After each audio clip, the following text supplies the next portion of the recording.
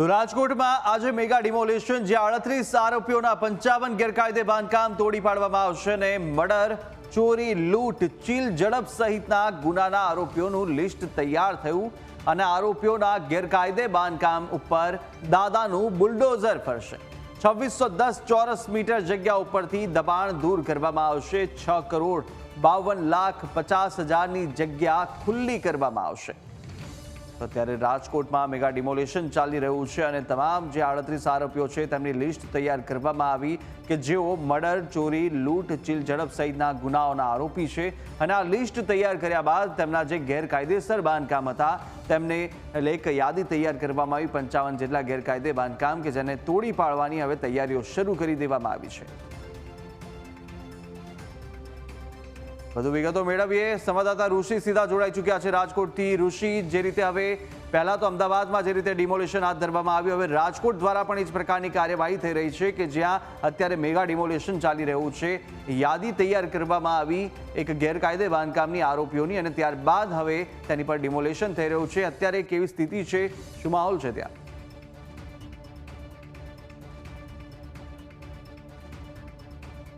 રાજકોટમાં DCP zone 2 Jagdish બાંગરવાનો જે વિસ્તાર છે તે વિસ્તારમાં આવતા પોલીસ સ્ટેશનોના કુલ 38 આરોપીઓની યાદી તૈયાર કરાઈ છે, જેમાં ચોરી, લૂંટ, હત્યા, ચીલ ઝડપ સહિતના અનેક ગુનાઓમાં જે સંડોવાયેલા હોય, કોઈ ઉપર 2 ગુના છે તો કોઈ ઉપર 21 ગુના છે, આવી રીતે તમામ આરોપીઓને આઈડેન્ટિફાઈ કરાયા છે અને તેમાંથી તમામ આરોપીઓને કુલ 55 જેટલા ગેરકાયદેસર બાંધકામો છે તેના ઉપર આજે વહેલી સવારે 7 વાગ્યાથી જ મેગા ડિમોલેશનની શરૂઆત થઈ ચૂકી છે। અનેક જગ્યાએ અત્યારે દાદાનું બુલડોઝર રાજકોટમાં ગુનેગારોના ગેરકાયદેસર બાંધકામ ઉપર ફરી રહ્યું છે।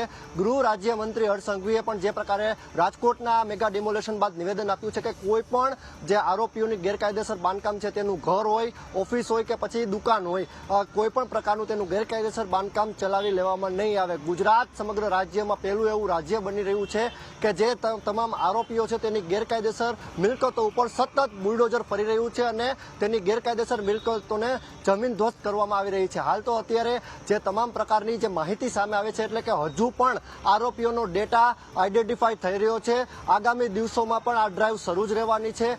એક વાત સ્પષ્ટ છે કે ગુનેગારોને પોલીસ તરફથી સ્પષ્ટ મેસેજ છે કે ગેરકાયદેસર પ્રવૃત્તિઓ છોડી દેજો, નહીં તો તમારા તમામ બાંધકામ ઉપર બુલડોઝર ફરવાનું છે, તે ચોક્કસ વાત છે। હાલ જે કોઈ ગુનેગારો છે તેને પણ પોલીસે એકત્રિત કરીને તેમને સ્પષ્ટપણે ચેતવણી પણ આપી છે કે આગામી દિવસોમાં તમે કોઈ પણ પ્રકારના ગુનામાં હવે સંડોવાતા નહીં। જી બિલકુલ, અને આ જે બાંધકામો છે તેની શું લિસ્ટ તૈયાર કરવામાં આવી હતી, શું પહેલા તેમને નોટિસ આપવામાં આવી અને કેવી રીતે આ સમગ્ર જે ઓપરેશન છે તે શરૂ કરવામાં આવ્યું?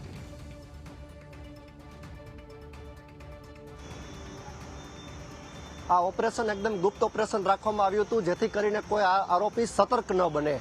સૌપ્રથમ ડીસીપી ઝોન 2 વિસ્તારમાં જેટલા પણ પોલીસ સ્ટેશનો આવેલા છે, ખાસ કરીને યુનિવર્સિટી પોલીસ સ્ટેશન વિસ્તાર, એસીપી રાધિકા ભારાય અને સમગ્ર ટીમે આ સમગ્ર ગુપ્ત ઓપરેશન એ પ્રકારે પાર પાડ્યું કે આખું આરોપીઓને આઈડેન્ટિફાઈ કર્યા, એટલે કે અત્યારે પ્રાથમિક તબક્કે જે લિસ્ટ છે તેમાં 38 આરોપી કે તેમના ગુના સહિતનું તેનું એક લિસ્ટ આખું બનાવવામાં આવ્યું કે કઈ આરોપીઓ પર કેટલા ગુના રાખેલા છે। ખાસ આ જે આરોપીઓનું લિસ્ટ તૈયાર કર્યા બાદ તમામ જગ્યાએ બુલડોઝર પહોંચી ગયા, એટલે કે સવારે પહેલેથી જ 100 જેટલા પોલીસ કર્મીઓ અને અધિકારીઓ આ મેગા ઓપરેશનમાં જોડાયા હતા અને એક બાદ એક આરોપીઓને બચવાનો મોકો ન મળે તે પ્રકારે આ ડિમોલેશનની પ્રક્રિયા આખી હાથ ધરવામાં આવી છે। પોલીસે જે રીતે આંકડા જાહેર કર્યા છે, એટલે કે 2600 ઉપર જે ચોરસ મીટર ક્ષેત્રફળ છે આખું, તેટલી જગ્યામાં ડિમોલેશન કરવામાં આવ્યું છે અને જમીનની કિંમત જો ગણવામાં આવે તો જંત્રી મુજબ પોલીસ કહી રહી છે કે 6,52,50,000, એટલે કે હું તમને ઓરિજિનલ કિંમતની વાત કરું તો આ 50 કરોડથી વધુની જગ્યા હોઈ શકે, કારણ કે જંત્રી મુજબ જ જો 6 કરોડ હોય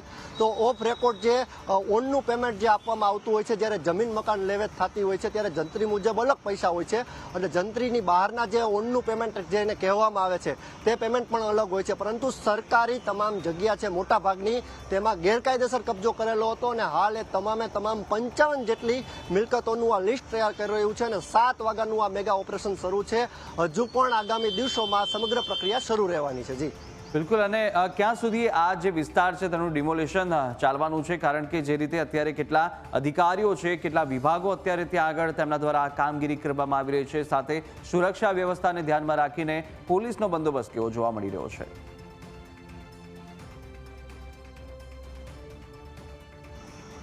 હાલ અત્યારે પીજીવીસીએલ વિભાગ પણ પોલીસની સાથે છે અને સાથે વહીવટી તંત્ર પણ પોલીસની સાથે છે.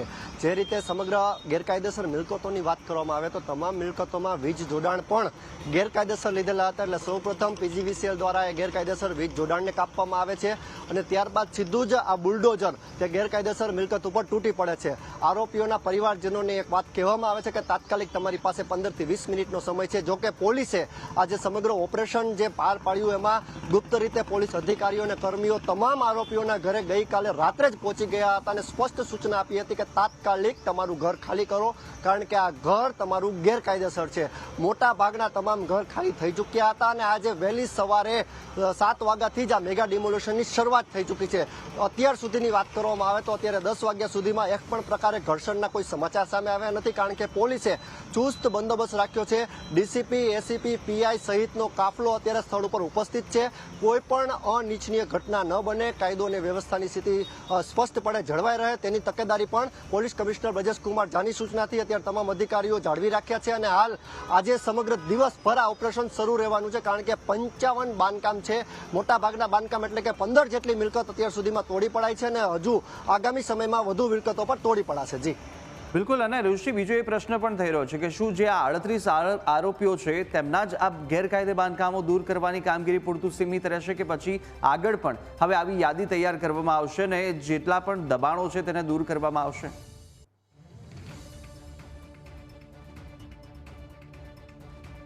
હાલ તો રાજકોટ શહેર પોલીસ કમિશનર બ્રજેશકુમાર ઝા તેમજ ક્રાઇમ બ્રાન્ચના ડીસીપી ડોક્ટર પાર્થરાજસિંહ ગોહિલ બંને સાથે મળીને ડીસીપી ઝોન 1 ને ઝોન 2 સાથે તેમને બેઠક પણ કરી હતી. સમગ્ર રાજકોટ શહેર વિસ્તારની વાત કરવામાં આવે તો કુલ 1000 જેટલા લિસ્ટેડ આરોપીઓ છે તેનું લિસ્ટ એક તૈયાર કરવામાં આવ્યું હતું. તેમાં સૌથી વધુ આરોપો જેના ઉપર લાગ્યા છે તે તમામ આરોપીઓને અલગથી તેનું લિસ્ટ કરવામાં આવ્યું હતું. સાથે જ જે આરોપીઓ પાસા તળે જઈ ચૂક્યા છે અને આગામી સમયમાં કોને પાસા કરી શકાય, કયા કયા ગુના, કેવા પ્રકારના ગુના તમામ આરોપીઓ પર લાગેલા છે તે લિસ્ટ તૈયાર કર્યું હતું. આ સૌપ્રથમ પહેલું લિસ્ટ જ હજી સામે આવ્યું છે, જેમાં 38 આરોપીઓ છે. હજુ પણ આ લિસ્ટ તૈયાર થઈ રહ્યું છે.